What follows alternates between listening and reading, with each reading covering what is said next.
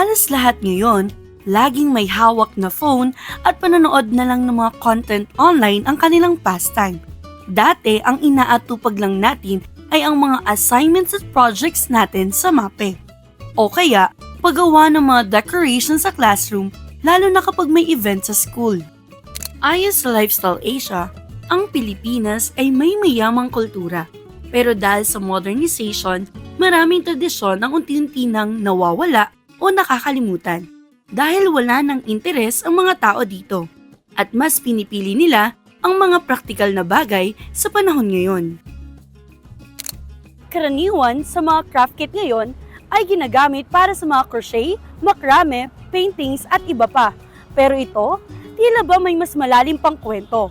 Ang craft kit na ito ay ginagamit sa paggawa ng borlas de pastillas o tinatawag na pabalat. Ang pabalat ay isang tradisyonal na sining ng paper cutting mula sa Bulacan.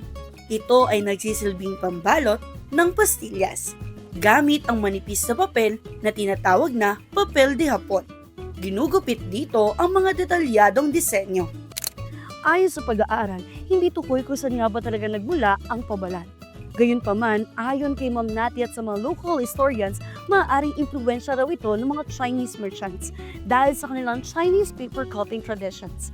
Others propose it could be an offshoot of Mexico's papel picado, introduced through the Manila-Acapulco Golden Trade. Variation in making pabalats exists on Bulacan.